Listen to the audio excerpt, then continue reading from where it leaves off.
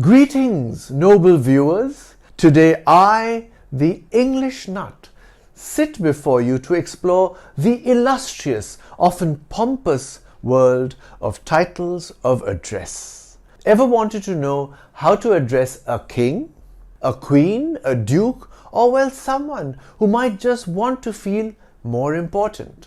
Let's dive in. Or perhaps bow in? But first, do subscribe to The English Nut on YouTube, Facebook, Instagram, and X. Thank you.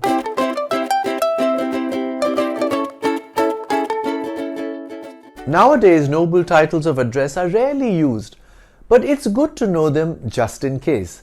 And of course, you can always use them sarcastically with your friends when they act all high and mighty. So here goes. First and foremost, Your Majesty. Reserved for reigning kings and queens, this title carries a weight that can be felt in every syllable. Imagine strutting down a palace hallway and a voice calls, Your Majesty. You'd almost expect trumpets and a royal guard behind you, wouldn't you? If you're addressed as Your Majesty, you're either a ruler or pretending really well. Here are some example sentences with my tongue-in-cheek interpretations of what the speaker might have actually meant. Example 1. Your Majesty, the kingdom awaits your wisdom. Translation: the council will hear you out and then ignore your advice. Example 2. Your Majesty, shall we bring the royal carriage? Translation: I hope you go away for a long time and leave us in peace. Now if you're addressing a prince or princess, it's Your Highness. They're high up there, but not quite the pinnacle. It's like the royal family's version of being a vice president. Still powerful, still respected, but a step down. Here are some example sentences with my witty interpretations of what might actually be meant. Example 1. Your Highness, your horse awaits. Translation: I hope you remember how to get onto the animal. Example 2. Your Highness, the people are restless. Translation: maybe you should consider waving from a safe distance. Next we move to Your Grace. Traditionally used for dukes and duchesses, there's an elegance to it, isn't there? To have grace means to embody poise and refinement, or at least to look like you're doing so. Lower than Your Highness, but still exalted. Here's how people used Your Grace in sentences, followed by what I think they might have actually meant. Example 1. Your Grace, dinner is served. Translation: please don't ask what's in the soup. Example 2. Your Grace, the wine cellar has been replenished. Translation: we know you have a drinking problem and we're well prepared. For any noble personage below the level of a duke or duchess, my lord or my lady comes into play. It's perfect for marquises, earls, viscounts, barons, anyone with a title that doesn't demand too much fanfare. My lord is also used as a courtesy title for judges. By the way, here's the hierarchy of British nobility. A duke or duchess is right on top, followed by a marquis and his wife, a marchioness. Then comes an earl or his female counterpart, a countess. Then a viscount and viscountess. And finally, baron and baroness.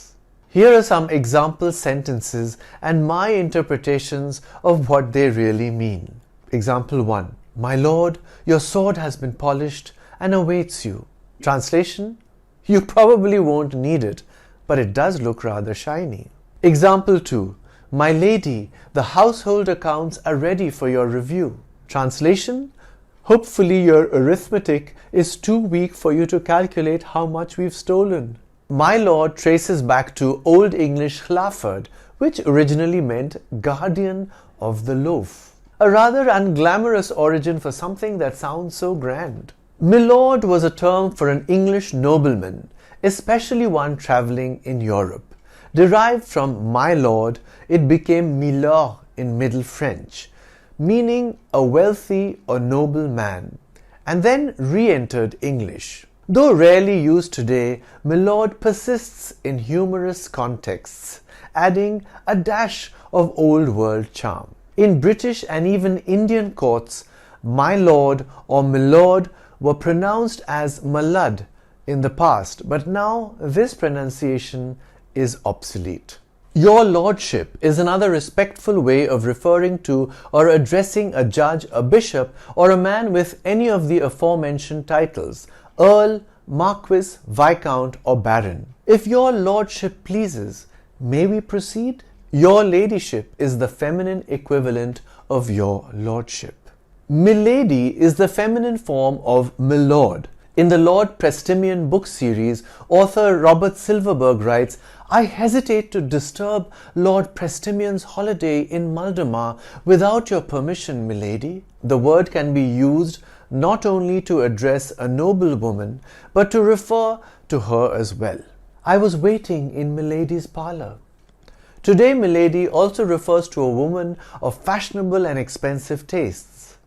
Milady's winter wardrobe costs a fortune. For knights and dames, those who've been knighted by the King or Queen of England but aren't of royal or noble blood, we have Sir and Dame. Knights may not have kingdoms, but they've done something good enough to earn a title. Sir Elton John, the musician, and Dame Judi Dench, the actress, are examples. And as you might know, poet Rabindranath Tagore had been knighted by King George V in 1915 for his contributions to literature. So for a time he was Sir Rabindranath Tagore. But then in 1919, to protest the Jallianwala Bagh massacre by the British, Tagore returned his knighthood. It was a symbolic rejection of British rule in India. Well, now you know how to address everyone from the grandest Majesty to the familiar milord. Next time you see someone looking a tad too noble for their own good, try one of these. Who knows, they might just bow to you. Do let me know your thoughts on this episode in the comments section. And thank you, Sheikh Rahmatullah, for suggesting this noble topic. I'm the English Nut. Bye for now.